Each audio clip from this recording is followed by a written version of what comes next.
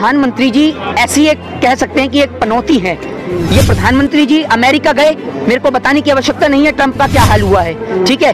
प्रधानमंत्री जी ने मोर को हाथ लगा दिया, आज सारे के सारे पक्षी बर्ड फ्लू से जूझ रहे हैं। और वो शुक्र मानिए, वो तो शुक्र मानिए अब तक बर्ड फ्लू की रिंगटोन नहीं आई, वरना इनका बस नहीं चल रहा कि ये रिंगटोन लगा दें कि आज सारा देश बर्ड फ्लू से जूझ रहा है। ऐसी महामारियां जो महामारी सिर्फ गरीबों को लगती है, अमीरों को लगती ही नहीं है।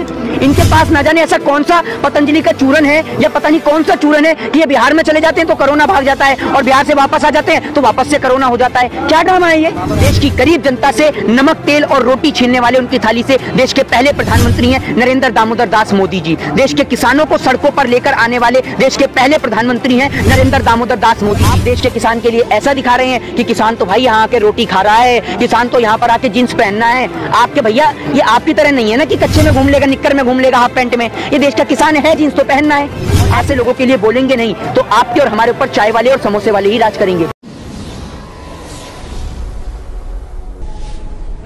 देखिए, देश के किसान जो लगातार तकरीबन 1.5 से 2 महीने के सफ़र के दौरान यहाँ पर बैठे हुआ है, कई माताओं ने अपने बच्चों को खो दिया, कई बच्चों ने अपने पिता को खो दिया।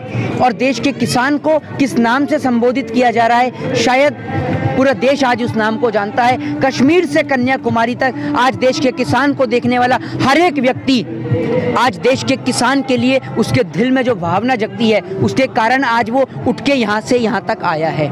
आज यहाँ पर देखिए आप, कश्मीर तक से लोग यहाँ पर आए हुए हैं और केरला के हों, कर्नाटक के हों, तमिलनाडु के हों, चेन्नई के हों, कई जगह से यहाँ पर लोग आए हैं देश के किसान को समर्थन देने के लिए। वो दिखाने आए हैं कि ये देश का किसान है, ना ये आतंकवादी है, ना टेररिस्ट है, ना खालिस्तानी है, ना पाकिस्तानी है। ये देश का किसान है, वो देश का किसान है जो बंजर भूमि में अनाज पैदा कर कश्मीर से कन्याकुमारी तक सभी जाति सभी धर्म के लोगों का पेट भरने का कार्य करता है। आज देश के किसान को आप ऐसे शब्दों का प्रयोग कर रहे हैं, आपको शर्म नहीं आती बिल्कुल भी? देश के वो तमाम नेता जो देश के किसान को आतंकवादी बता रहे हैं, अरे आतंकवादी हैं तो वो इस देश के नेता हैं जो रहते इस देश में हैं, गाते इस देश का हैं, लेकिन पसंद उन्हें पाकिस्तान की बिरयानी आती है। वो पाकिस्तान की बिरयानी जो पाकिस्तान वाले हमारे देश के जवानों के सीने पर गोली चलाते हैं और पाकिस्तान के प्रधानमंत्री जी वहां जाके बिरयानी का स्वाद चखते हैं। तो ऐसा दोहरा चरित्र क्यों प्रधानमंत्री जी? देश के प्रधानमंत्री जी की माता जी अगर नोटबंदी की कतार में लगती हैं तो देशभक्त कहलाती हैं, और देश के किसान की माँ अगर किसान आंदोलन में आती है तो वो आतंकवादी कहलाती है। ऐसा दोहरा चरित्र आप देश के प्रधानमंत्री जी क्यों? आखिर देश के किसान को इतना परेशान क्यों किया जा रहा है? मात्र चंद उद्योगपतियों को फायदा पहुंचाने के लिए सभी देश के किसानों को बलि का बकरा क्यों बनाया जा रहा है? जिस तरह से किसानों की लगातार शहादत हो रही है, सरकार फिर भी अभी भी अपने उस इरादों में अटल है कि कानून वापस नहीं करेंगे। सुप्रीम कोर्ट ने कमेटी बनाई है, सुप्रीम कोर्ट ने रोक लगा दी है। क्या लगता है कानून वापस हो पाएगा? देखिए, जब इस देश की सरकार इस देश की जुडिशरी को दबाव डालती है, जुडिशरी को खरीदने का प्रयास करती है। एक बात आप मुझे बताइए, निर्भया के दोषी बलात्कार के आरोप में उन्हें फांसी की सजा हुई, बहुत अच्छी बात है। इस देश के अंदर हर एक बलात्कारी को फांसी की सजा होनी चाहिए। तो कुलदीप सिंह सेंगर, चिन्मयानंद, नित्यानंद, राम रहीम, आसाराम, इन्हें क्यों नहीं हुई? तो हमारे देश के अंदर न्यायपालिका सभी को समान अधिकार दिलाने चाहिए, न्यायपालिका को सभी के लिए समानता दिलानी चाहिए, और देश की न्यायपालिका को देश के किसानों को रिटर्न में लिख के दिया जाना चाहिए कि ये कानून कभी लागू नहीं होगा। तब देश के किसानों को पूर्ण रूप से यकीन हो जाएगा। सबका साथ सबका विकास का नारा लेकर सत्ता में आई थी भाजपा सरकार, और आज आप जैसा कह रहे हैं कि सबका साथ सबका विकास नहीं हो रहा, कुछ उद्योगपतियों का विकास हो रहा है, इस पर क्या करें? आप एक बात मुझे बताइए, आपको कहीं देश के अंदर विकास नजर आ रहा है? देश के अंदर बुलेट ट्रेन का सपना दिखाकर भारतीय रेल को नीलाम करने वाले इतिहास के पहले प्रधानमंत्री हैं नरेंद्र दामोदर दास मोदी जी। देश की गरीब जनता से नमक तेल और रोटी छीनने वाले उनकी थाली से देश के पहले प्रधानमंत्री हैं नरेंद्र दामोदर दास मोदी जी। देश के किसानों को सड़कों पर लेकर आने वाले देश के पहले प्रधानमंत्री हैं नरेंद्र दामोदर दास मोदी जी। 60 से ज़्यादा किसानों की शहादत के जिम्मेदार हैं देश के प्रधानमंत्री नरेंद्र दामोदर दास मोदी जी। और मैं तो देश के प्रधानमंत्री जी से कहता हूं कि अगर आपको इन बिल के बारे में इतनी ही जानकारी है तो एक दिन रामलीला मैदान के अंदर एक और बिठाइए अपने देश के पत्तल चाट पत्रकारों को, अपने दलाल पत्रकारों को, और एक और बैठाइए देश के किसानों को और करिए आमने सामने जनसंवाद। क्योंकि बंद कमरे के अंदर फैसले नहीं होते, बंद कमरे के अंदर सिर्फ चंद जो उद्योगपति हैं उनके फैसले की बात सोची जाती है। बंद कमरे के अंदर कभी न्याय नहीं होता, समझौते होते हैं बंद कमरे के अंदर। तो खुले रामलीला मैदान में आइए प्रधानमंत्री जी और देश के किसान के साथ जनसंवाद कीजिए। वो देश का किसान जिसने आपको वोट देकर एक चाय वाले से प्रधानमंत्री बनाया। तो आज देश के किसान की जब बात आई है तो आप लोग पीछे क्यों हट रहे हैं? आपने जिस तरह से कहा कि रामलीला मैदान में प्रधानमंत्री जी किसानों के सामने आइए, सामने आना तो छोड़िए, इन किसानों को 26 जनवरी की परेड तक जाने के लिए मना कर दिया गया है। प्रधानमंत्री जी ऐसी एक कह सकते हैं कि एक पनौती है। ये प्रधानमंत्री जी अमेरिका गए, मेरे को बताने की आवश्यकता नहीं है ट्रंप का क्या हाल हुआ है, ठीक है। प्रधानमंत्री जी ने मोर को हाथ लगा दिया, आज सारे के सारे पक्षी बर्ड फ्लू से जूझ रहे हैं। और वो शुक्र मानिए, वो तो शुक्र मानिए अब तक बर्ड फ्लू की रिंगटोन नहीं आई, वरना इनका बस नहीं चल रहा कि ये रिंगटोन लगा दें कि आज सारा देश बर्ड फ्लू से जूझ रहा है। आपको और हमें उससे सब बचने की जरूरत है, इनका बस नहीं चल रहा। आप देश के अंदर आपने कभी ऐसी महामारी देखी है? प्लेग और रेबीज हमने देश के अंदर देखा था, लेकिन ये ऐसी महामारियां जो महामारी सिर्फ गरीबों को लगती है, अमीरों को लगती ही नहीं है। इनके पास ना जाने ऐसा कौन सा पतंजलि का चूरन है या पता नहीं कौन सा चूरन है कि ये बिहार में चले जाते हैं तो कोरोना भाग जाता है और बिहार से वापस आ जाते हैं तो वापस से कोरोना हो जाता है। क्या ड्रामा है ये? बाबा रामदेव नहीं, क्या ड्रामा है?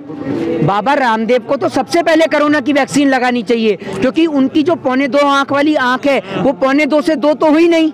तो मुझे लगता है अगर उनको वो कोविड का इंजेक्शन दे दिया जाए तो क्या पता उनकी वो 1.25 आंख किया जो आंख है वो 2 हो जाए। तो बाबा रामदेव के ऊपर सबसे पहले टेस्ट करना चाहिए। तो मना करते हैं टेस्ट कराने के लिए कोविड? क्यों मना करते हैं भाई? बाबा रामदेव तो योग गुरु हैं, योग गुरु हैं, उनको तो कोई दिक्कत हो गई तो वो तो महापुरुष आदमी है भाई साहब। योग करते हैं, सुबह से शाम प्राणायाम करते हैं, इतने सारे उपाय बताते हैं। तो आप क्या बात कर रहे हैं? झूठ बोल रहे हैं आप।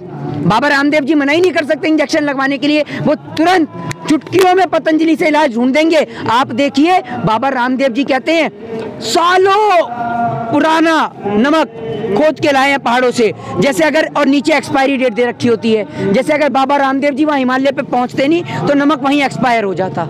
ये देखिए आप, वहाँ वो तो बाबा रामदेव को खबर आई होगी ना हिमालय से कि वहाँ पर सालों पुराना और नीचे एक्सपायरी डेट भी होती है। ये देखिए आप, तो बाबा रामदेव जी मना नहीं कर सकते, उनके पास कोई ना कोई इलाज होगा। जब आप एक बात बताइए, एक वो था जो रामलीला मैदान से सलवार पहन के भागा, वो हो गया अमीर, और जिसने माफी मांगी वो हो गया वीर। ये हमारे देश का इतिहास है, समझ रहे हैं आप? ये वो बाबा रामदेव हैं जिन पर लाठी चार्ज करते हैं तो सलवार कमीज पहन के भागते हैं। आज बाबा रामदेव अगर किसान के साथ समर्थन में बोलेंगे तो सरकार इनका काम धंधा बंद कर देगी, और अगर किसान के विरोध में बोलेंगे तो किसान इनका जो ब्रांड है उसको बंद कर देंगे। तो ये दोनों तरफ से फंसे पड़े हैं, इनके गले में हड्डी फंस चुकी है। लेकिन इन लोगों को देश के किसान का समर्थन करना चाहिए, क्योंकि अगर ये देश का किसान नहीं रहेगा तो बिना किसी बाढ़ के, बिना किसी सुनामी के और बिना किसी प्राकृतिक आपदा के ये देश भूख से ग्रस्त हो जाएगा, ये देश भूखमरी से ग्रस्त हो जाएगा। तो देश के किसान को समर्थन कीजिए, देश के किसान के साथ आइए। ये प्राकृतिक आपदा ही है जो किसान पिछले 50 दिन से दिल्ली की सड़कों पर पड़े हैं इस कड़ाके की ठंड में। 50 दिन कह रहे हैं आप? 2 महीने रेल की पटरी पर बैठ के आया है देश का किसान। बहुत शर्म की बात है आपके लिए और हमारे लिए कि हमारे देश का वो किसान जो लोगों का पेट भरने का कार्य करता है उसको सड़क पे बैठना पड़ रहा है। क्या शर्म की बात नहीं है? और आप देश के किसान के लिए ऐसा दिखा रहे हैं कि किसान तो भाई यहाँ आके रोटी खा रहा है, किसान तो यहाँ पर आके जींस पहनना है। आपके भैया ये आपकी तरह नहीं है ना कि कच्चे में घूम लेगा, निक्कर में घूम लेगा, हाफ पैंट में। ये देश का किसान है, जींस तो पहनना है। आपकी तरह थोड़ी कि आप तो सरकार क्या आई, आप तो निक्कर से डायरेक्ट पैंट पे आ गए।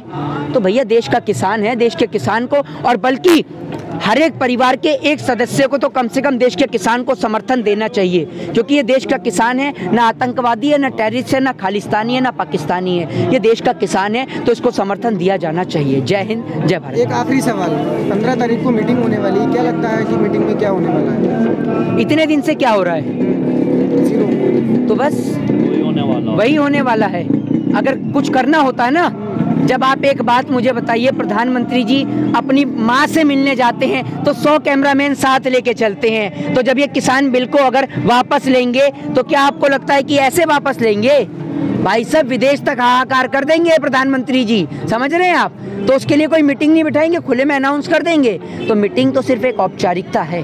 देश के किसान जो परेशान हैं, त्रस्त हैं, उस परेशानी को सोचिए कैसे दूर किया जाए। जिन माओं ने अपने लालों को खो दिया, क्या उनके लालों को वापस ला सकते हैं आप? बताइए। उन्होंने तो खो दिया ना अपने लालों को, अपने वीर सपूतों को खो दिया। सोचा है कभी उनका घर और परिवार कैसे चलेगा? जो तमाम लोग यहाँ पर बैठे हुए हैं वो भी अपने घर चले जाएंगे। लेकिन सोच के देखिए एक बार अपने दिल को जरा गंभीरता से सोच कर देखिए कि उनका घर और परिवार कैसे चलेगा, उनके बच्चों की शादी कैसे होगी, उनकी बहन बेटियों की शादी कैसे होगी, उनके घर का राशन, उनके घर का खाना पीना कैसे चलेगा? कभी सोच के देखा है इस बात के लिए? लेकिन उन लोगों ने देश के खातिर शहादत दे दी। उनके लिए भी आपको और हमें सोचना होगा, क्योंकि अगर हम सोचेंगे नहीं, विचार नहीं करेंगे और ऐसे लोगों के लिए बोलेंगे नहीं, तो आपके और हमारे ऊपर चाय वाले और समोसे वाले ही राज करेंगे। तो इसलिए देश के अंदर जो गलत हो रहा है उसका विरोध करिए, और अगर सही हो रहा है तो चाहे कोई सी भी सरकार हो, किसी की भी सरकार हो, समर्थन दीजिए। जय हिंद, जय भारत।